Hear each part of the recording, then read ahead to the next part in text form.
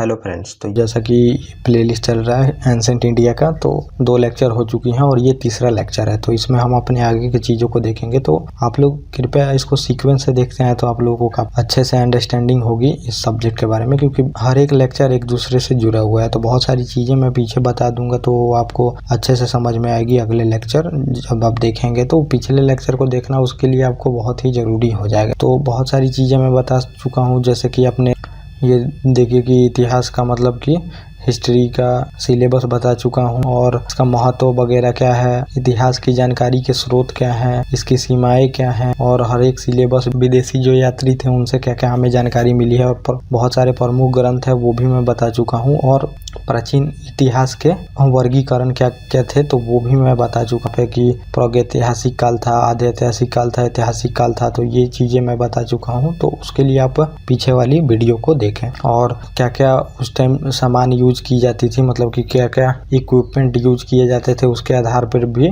प्रागैतिहासिक काल को फर्दर बांटा गया था इसमें 5 भागों में। तो पूरा पाषाण काल और बुरा पाषाण काल, मध्य पाषाण काल, नव पाषाण काल और ताम्र पाषाण काल, जिसे चैलियोलिथिक पीरियड आप बोलते हैं, और लौह युग, आयरन एज भी बोला जाता है। तो ये भी मैं बता चुका हूँ। और पूरा पाषाण काल है जो उसको भी फिर से 3 भागों में बांटा गया था। तो यहाँ पे देख सकते हैं आपकी निम्न पूरा पाषाण काल, मध्य पूरा पाषाण काल और ऊपरी पूरा पाषाण काल, क्योंकि बहुत बड़ा ये पीरियड था। 20 लाख साल से लेके 10,000 साल ईसा पूर्व के, मतलब पहले ईसा के मसीह के मृत्यु के पहले का बात था ये। तो इतना चीज़ें मैं बता चुका हूँ। तो अब हम अपने देखेंगे इसमें कि जो क्लासिफिकेशन हुआ है इसके बारे में, ये जो 5 चीज़ें हैं इसके बारे में हम तो यहाँ तक कंप्लीट होगा। और ये जो लौह युग होता है, आयरन एज, तो ये उत्तर वैदिक काल में जो आर्य आएंगे वहां से हम देखेंगे। और ये ताम्र पाषाण काल अलग होगा, पूरा पाषाण काल, मध्य पाषाण काल और नव पाषाण काल, ये मैं इसमें बता दूंगा। और जो सिंधु घाटी सभ्यता होती है तो उसे कांस्य युगीन भी सभ्यता बोला जाता है, क्योंकि तांबा और टीन को मिला के कांसा बनाया जाएगा तो वहाँ पे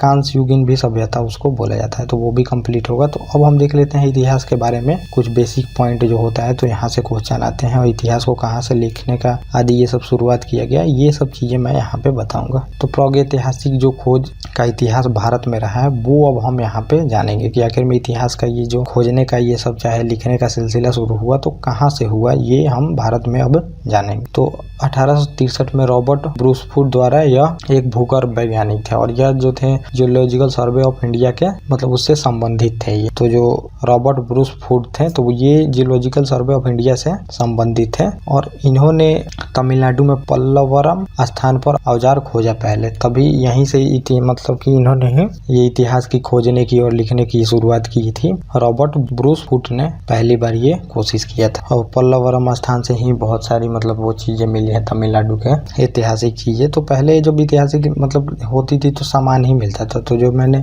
इतिहास को 3 खंड में हमने बांटा था यहाँ पे, प्रागैतिहासिक काल, आधे ऐतिहासिक काल और ऐतिहासिक काल। तो अब जो प्रागैतिहासिक काल था तो इसमें लिखित साक्ष्य उपलब्ध नहीं है, पूरा तात्विक साक्ष्य उपलब्ध है। तो अब वस्तुएं ही खोजी जा सकती थी, लिखित साक्ष्य तो वहाँ पे कुछ मिला ही। तो वही वस्तुएं यहाँ पे पल्लवरम स्थान से बहुत सारी वस्तुएं मिली है और इसीलिए इन्हें भारतीय प्रागैतिहासिक काल का जनक भी कहा जाता। तो इसी वजह से जो इन्होंने खोज किया था और खोज करवाया था तो इस वजह से इन्हें भारतीय प्रागैतिहासिक काल का जनक भी कहा जाता। और यहीं पे हम देख लेते हैं थोड़ा सा भारतीय पुरातात्विक विभाग के जनक अलेक्जेंडर कनिंघम है। तो पुरातात्विक विभाग मतलब कि यही सब खुदाई वगैरह हर एक चीजें इतिहास से रिलेटेड यही कराता है। तो इसके जनक अलेक्जेंडर कनिंघम थे और 1961 में यह बनाया गया और इसे लॉर्ड कैनिंग ने बनवाया और ये यहाँ पे 1861 होगा। तो 1861 में इसे अलेक्जेंडर कनिंघम द्वारा बनाया गया था और 1906 में इसे अस्थायी संस्था बना दिया गया लॉर्ड कैनिंग द्वारा और यह अभी संस्कृत मंत्रालय के अधीन है। तो ये इतना चीजें आप जान लिए यहाँ पे, ये बेसिक रिलेटेड थी। तो ये जानना जरूरी है क्योंकि यहाँ से क्वेश्चन आते रहते हैं। आप देखेंगे कि हर एक बार एग्जाम में क्वेश्चन आते। तो अब हम आगे देख लेते हैं कि जो ये हमने काल विभाजन किया था, पूरा पाषाण काल, मध्य पाषाण काल और नव पाषाण काल, उसके बाद ताम्र पाषाण काल के बारे में देखेंगे। वस्तुओं के यूज के आधार पर ये बांटा गया था। तो पहला हम देखेंगे क्योंकि बहुत बड़ा टाइम पीरियड था इस वजह से इसको बांटा गया था। तो पहले हम देखेंगे देखेंगे निम्न पूरा पहचान काल 1 लाख ईसा पूर्व तक है, तो 20 लाख से 1 लाख ईसा पूर्व तक ये है। तो यहाँ पे आप देख रहे हैं, तो ये हम देखेंगे कि निम्न पूरा पहचान काल जो है ये काल 1 लाख ईसा पूर्व तक आएगा, वहां से 20 लाख से। तो इसमें हम देखेंगे कि क्या क्या चीजें उस टाइम मनुष्य करता था या फिर क्या क्या अभी चीजें मिली हैं, ये सब ही देखना है मेनली। तो ये चीज हम यहाँ पे देखेंगे। तो पहला है कि मनुष्य खेती नहीं करता था। तो उस टाइम का जो मनुष्य था तो 20 लाख साल पहले खेती नहीं करता था, ये आप जान ले, क्योंकि मनुष्य का दिमाग उतना उस टाइम डेवलप नहीं था, तो इस वजह से वो खेती ही करता था। शिकार एवं खाद्य संग्राहक था, तो शिकार कर लेता था और जाके अपनी गुफाओं में उसको संग्रह करके कुछ दिन तक रखता था, फिर उसको खाता था। और ये देखिए गुफाओं में रहता था, तो मैंने बताया जैसे कि वो शिकार करके संग्रह कर लेता था, मतलब कि शिकार करके उसको इकट्ठा कर लेता था और उसको गुफाओं में रखता था।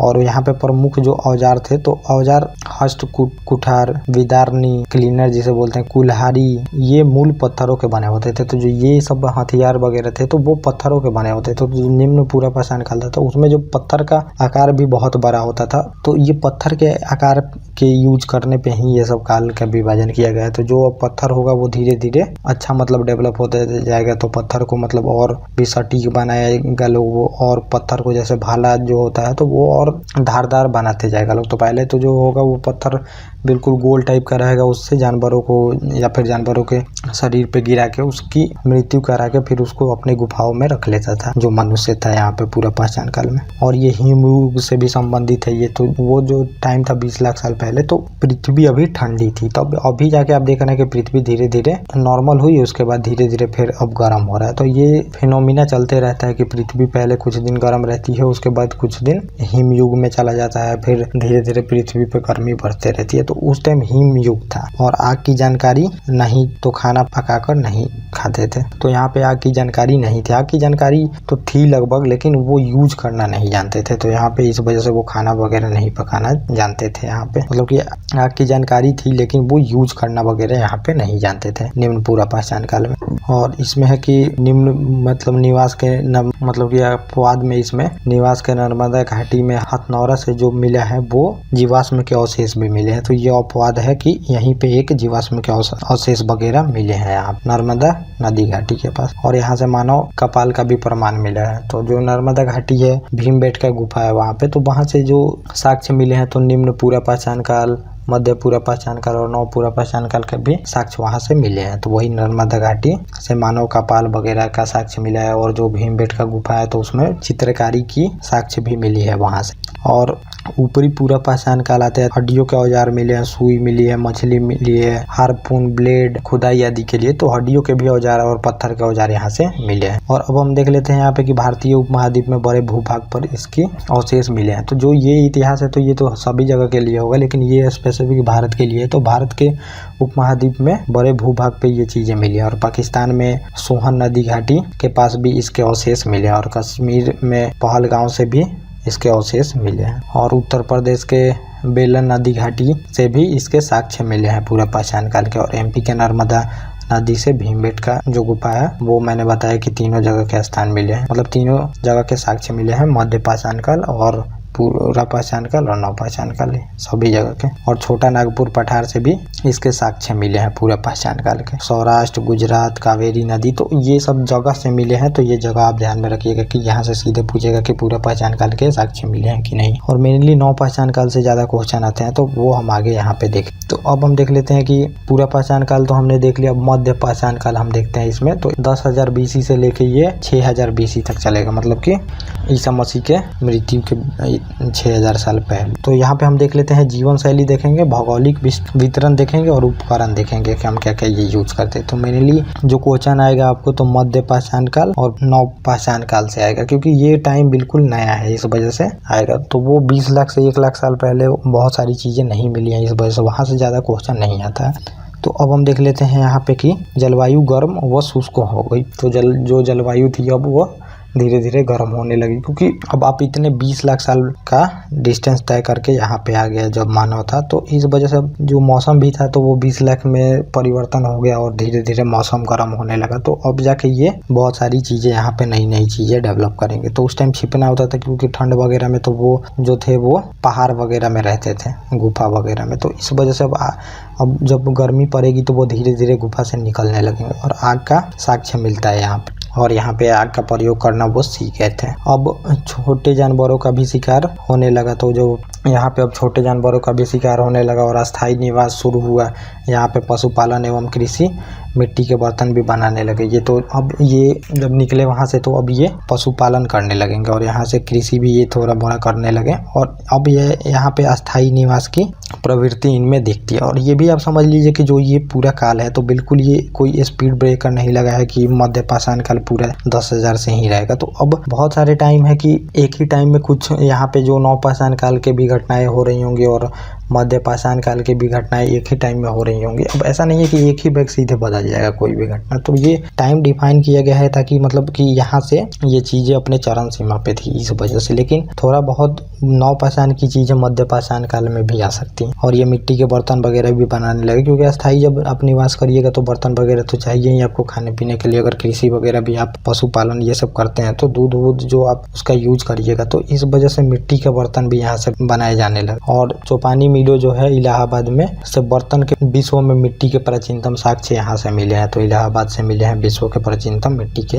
जो बर्तन है उसके साक्ष्य यहाँ से। और आदमगढ़ मध्य प्रदेश और राजस्थान के बागौर नामक स्थान से पशुपालन के प्राचीनतम साक्ष्य मिले हैं। तो ये सब चीजें आप याद रखिएगा, ये डायरेक्टली क्वेश्चन यहाँ से आते हैं। और अब हम देख लेते हैं कि इसका भौगोलिक विस्तार कहाँ कहाँ था। तो पहला है कि इलाहाबाद में चौपानी मोडा से बर्तन झोपड़ी के साक्ष्य मिले हैं, तो ये इलाहाबाद से मिला है। और आदमगढ़ से पशुपालन का साक्ष्य मिला है और राजस्थान के बागौर से पशुपालन के भी साक्ष्य मिले हैं। तो ये अब स्थल जो है ये सीधे आप क्वेश्चन में देखेंगे आता है। और आदमगढ़ जो है ये एमपी में है, तो यहाँ से भी पशुपालन के साक्ष्य मिले हैं और राजस्थान के बागौर से पशुपालन के साक्ष्य मिले हैं। और लखनाम जो गुजरात में है यहाँ से भी साक्ष्य मिले हैं इसके मध्य पाषाण काल के।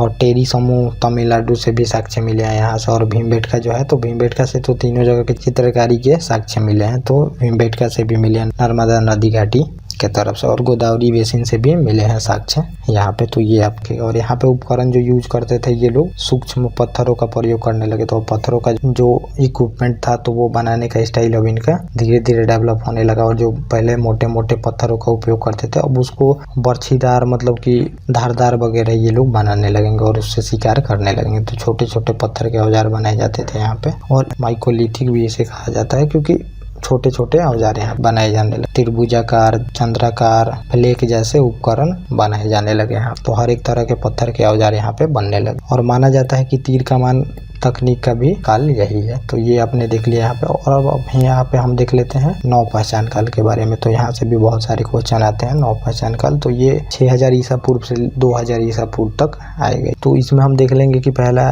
जीवन शैली इनका क्या था और भौगोलिक विस्तार और उपकरण क्या क्या ये यूज करते थे। तो मेनली क्वेश्चन यहीं से। तो पहला है कि कृषि और पशुपालन दोनों था ही यहाँ पे। और चावल, चना, मूंग, गेहूं, कपास आदि फसलों को ये उगाने लगे यहाँ पे अच्छे से बिल्कुल। और अस्थायी आवास जीवन तो वहाँ पे था ही और यहाँ पे भी अब और भी अच्छे से हो गया। और यहाँ पे पहिए का खोज भी हुआ। तो पहिए वगैरह मतलब कि जो भी अब जीवन होगा तो पहले से ये ज्यादा डेवलप ही होगा। तो वो समझिए जैसे कि हम धीरे धीरे डेवलपमेंट करते जा रहे हैं तो वो भी डेवलपमेंट करते जा रहे होंगे वहाँ पे।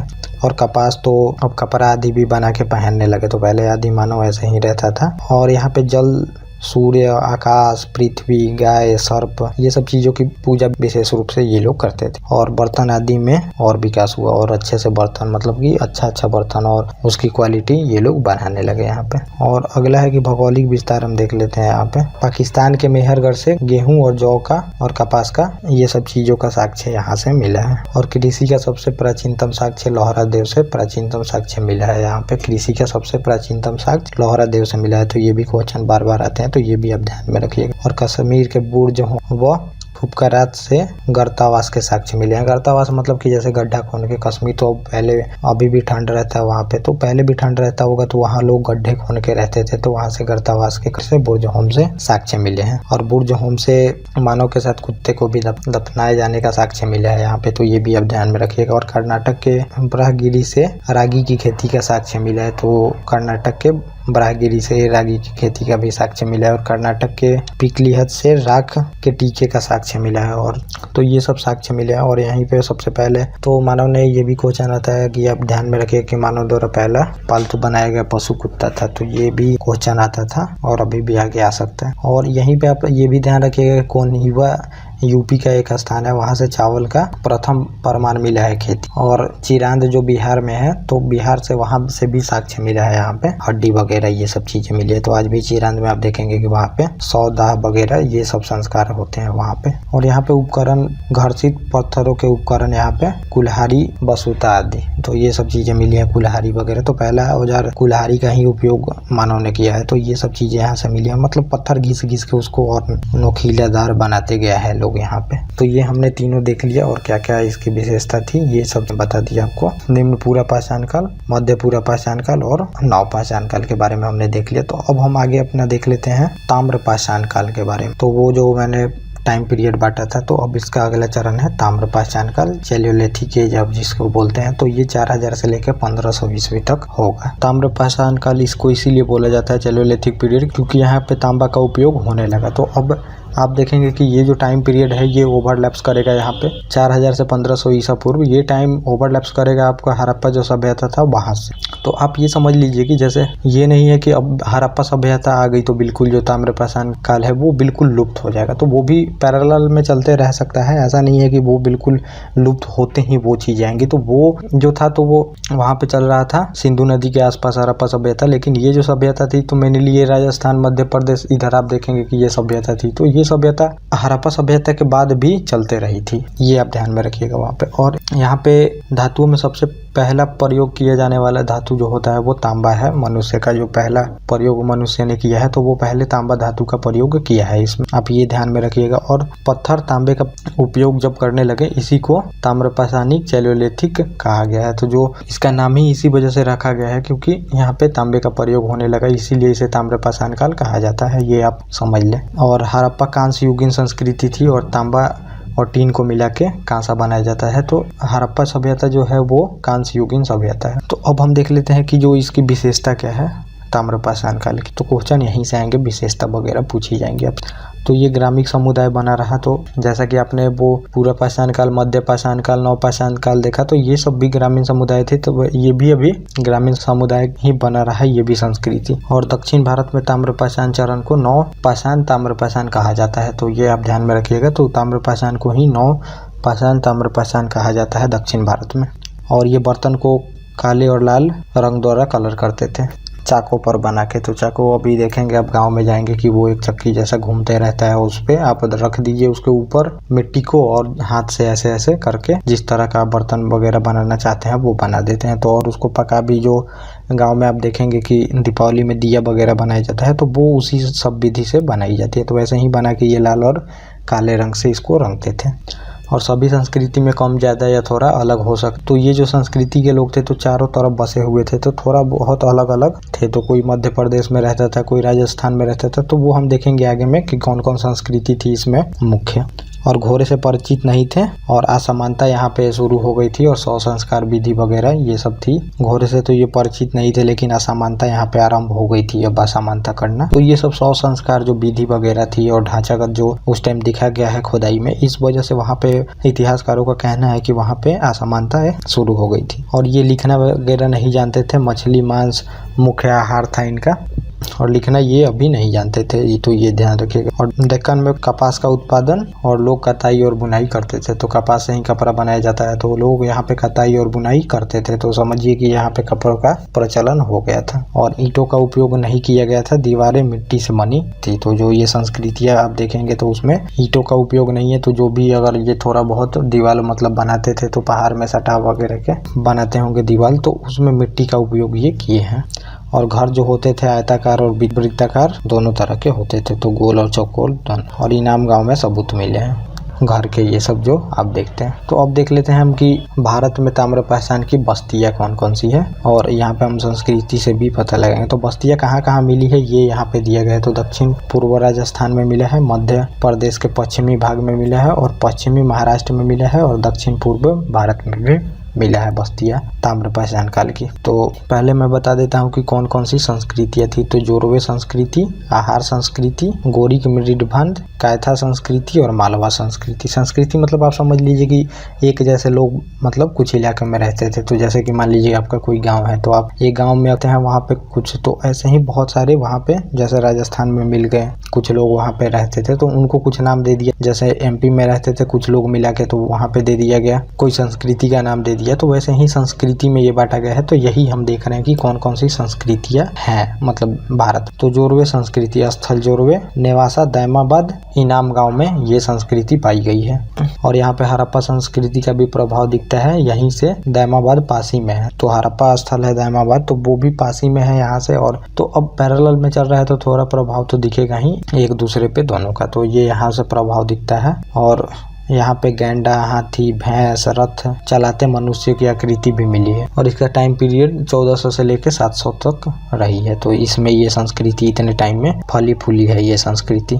और आहार संस्कृति है तो ये 2100 से लेकर 2500 तक चली है। और गौरिक मृदभंड संस्कृति है एक, तो ये भी 2100 से 1500 तक। कैथा संस्कृति 2000 से 1800 तक। और मालवा संस्कृति 1700 से 1200 ईस्वी तक। मतलब ये तरह तरह के समझ लीजिए एक जैसे गांव थे। अब गांव तो बहुत छोटा हो जाता है, लेकिन ये बहुत थोड़ा उससे बड़े इलाके में थे, तो इस वजह से इनको अलग अलग नाम रखा गया है। क्योंकि अलग अलग इलाकों में अब जैसे कि मानव हमेशा नदी के किनारे ही बसता है, तो ये जो इनको इम्पोर्टेंट के लिए जैसे कि अच्छा गुफा वगैरह मिल गया, वहाँ से पानी नजदीक हो, तो वहीं पे ये अपना रहना शुरू कर दिया। और वो संस्कृति हम मान के पढ़ते हैं वहाँ पे। और दक्षिण पूर्व राजस्थान में जो मिली है उसकी हम विशेषता थोड़ा देख लेते हैं कि क्या क्या चीजें वहाँ से मिली है। पूरा स्थल जो मिले हैं यहाँ से, तो आहार और नीलंद। आहार और नीलंद आहार संस्कृति का नाम है। यहाँ पे जो वस्तुएं हैं क्षेत्र में आहार संस्कृति मिली है, मतलब दक्षिण पूर्वी राजस्थान में, तो इसको नाम रखा गया है यहाँ पे। मतलब कि जगह के स्पेशल नाम पे हम देख रहे हैं यहाँ पे जो वस्तुएं हैं इस क्षेत्र में, उसके नाम पे आहार और नीलंद। और सूक्ष्म पाषाण औजार का इस्तेमाल नहीं होता था, तो यहाँ पे उतने सूक्ष्म औजार का इस्तेमाल नहीं होता था। राजस्थान की बनास घाटी की अधिकांश बस्तियां छोटी हैं। यहाँ पे जो बस्तियां मिली हैं वो छोटी हैं, किंतु आहार और नीलंद लगभग 4 हेक्टेयर में है। तो जो ये संस्कृति है आहार और नीलंद, तो ये करीब 4 हेक्टेयर में फैले हुए हैं यहाँ पे दक्षिण पूर्वी राजस्थान के जो ये संस्कृतियाँ हैं। तो थोड़ा थोड़ा विशेषता, आपको ज़्यादा कुछ देखने का इसमें ज़रूरत है नहीं। और अब हम देख लेते हैं कि पश्चिमी महाराष्ट्र में जो संस्कृति मिली है उसके बारे में हम देख लेते हैं। तो पूरा स्थल जो मिले हैं अहमदनगर जिले में जोरवे संस्कृति यहाँ पे मिली है। तो जोरवे संस्कृति की हम विशेषता यहाँ पे देखेंगे। तो ये जो पूरे मतलब यहाँ पे जो मिले हैं, तो वो जोरवे संस्कृति से रिलेटेड है। जो भी चीजें मिली हैं वगैरह, नेवास और दैमाबाद से भी लगभग यहाँ के आसपास से मिले हैं। पुणे जिले में चंदोली, सोनाल गांव और इनाम गांव से भी संस्कृति के सामान मिले हैं। पश्चिमी महाराष्ट्र संस्कृति, प्रकाश और नासिक से भी। और जोरवे संस्कृति ग्रामीण थी, लेकिन इसके कई बस्तियां जैसे कि दैमाबाद और इनाम गांव नगरीकरण स्तर तक पहुंच सी गई थी। क्योंकि अब इसके बाद हड़प्पा सभ्यता नगरीय सभ्यता थी, तो लगभग उसका प्रभाव यहाँ भी दिखता है कि थोड़ा थोड़ा थी। तो ये ग्रामीण संस्कृतियाँ, लेकिन ये अब वहाँ पे पहुँचने लगी थी, मतलब थोड़ा थोड़ा उस जैसा लगने लगी थी। और जोरवे संस्कृति में गोदावरी और दैमाबाद से सबसे बड़ा जो भी चीजें मिली हैं, तो सबसे बड़ा यही क्षेत्र है और यहाँ से बहुत सारी सामान मिली है। इनाम गांव ताम्रपाषाण युग की एक बड़ी बस्ती है। इनाम गांव जो है वहाँ पे ताम्रपाषाण की एक बहुत बड़ी बस्ती है। और महाराष्ट्र में लोग मृतक को कलश में रखकर अपने घर के फर्श के अंदर उत्तर से दक्षिण स्थिति में गाड़ते थे। तो जो महाराष्ट्र है तो वहाँ पे कलश में मतलब कि एक बड़ा सा, जैसे कि जो आप देखते हैं पानी रखने वाला सुराही होता है, तो उसमें डाल के वो बड़ा होता था और उसमें उत्तर से दक्षिण की तरफ दफना दिया जाता था घर में ही। और हड़प्पा की तरह अलग अलग कब्रिस्तान नहीं होते थे। तो हड़प्पा जब हम देखेंगे तो उसमें मैं बहुत अच्छे से बताऊंगा आपको।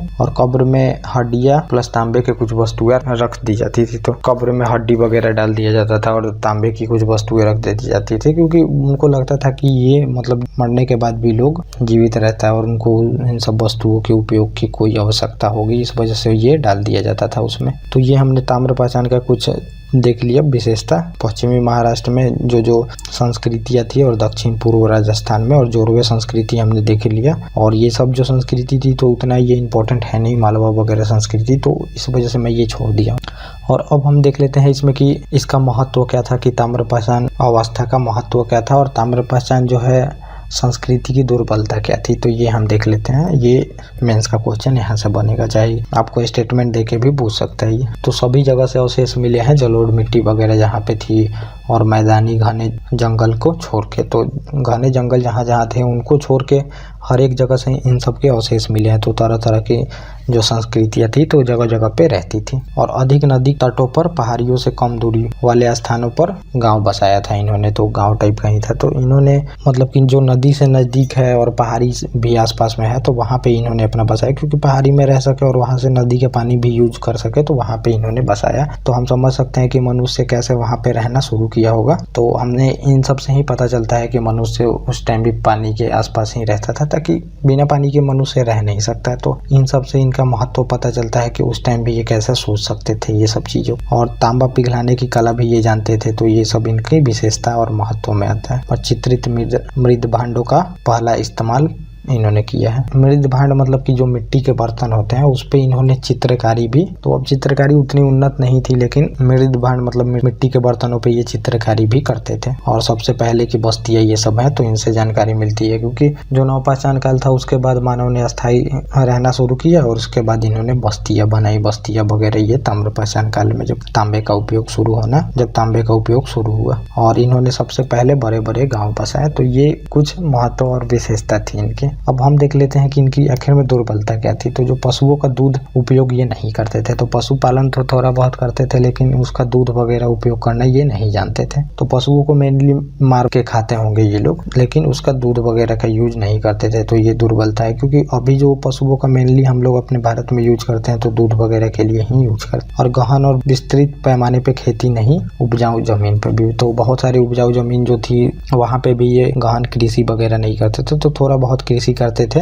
तो उस टाइम इतना व्यापार वगैरह ये सब चीजें नहीं थी, इस वजह से उतना गहन कृषि ये लोग नहीं करते। और न हल न फावड़ा मिला है, ये सब चीजें नहीं मिली हैं। डंडे गिंगिक स्टील से जमीन खोदते थे। तो डंडे वगैरह स्टिक वगैरह से जमीन को खोद के ये थोड़ा बहुत खेती करते थे। तो इतनी चीजों की इनको जरूरत पड़ती नहीं थी। और हमेशा ग्रामीण रहे, शहरी नहीं हुए। तो मतलब थोड़ा बहुत कहीं कहीं शहरी क्या देखते हैं कि शहरी तरफ ये थोड़ा बहुत माइग्रेट होते हैं, लेकिन पूरी तरह से ये शहरी नहीं होते। और सिंधु घाटी सभ्यता के बाद तक भी लेकिन ये शहरी नहीं हुए, उनसे कुछ भी नहीं सीखा, क्योंकि सिंधु घाटी सभ्यता बहुत ही उन्नत थी। और जब मैं इसके बाद अब सिंधु घाटी सभ्यता ही चलेगी तो उसमें मैं बताऊंगा कितना उन्नत वो लोग थे। तो उनके साथ ही पैरेलल में चले, उसके बाद तक भी चले, लेकिन उनसे कुछ भी सीखा नहीं। ग्रामीण के ग्रामीण बने रह गए और मतलब डेवलपमेंट अच्छा नहीं कर पाई। तो ये हमने देख लिया ताम्रपाषाण काल, और जो नवपाषाण काल, मध्य पाषाण काल, निम्न पूरा पाषाण काल, प्रागैतिहासिक खोज का इतिहास। तो इतनी चीजें हमने देख ली इस वीडियो में। तो बस आप लोग इसको थोड़ा थोड़ा रिवीजन करते चले। बाकी मैं बोल रहा हूँ कि बिल्कुल आपका अच्छे से कंप्लीट होगा और हर एक क्वेश्चन आप लोगों से बने। तो इसके बाद अगले वीडियो में हम अपने चौथे क्लास में देखेंगे हड़प्पा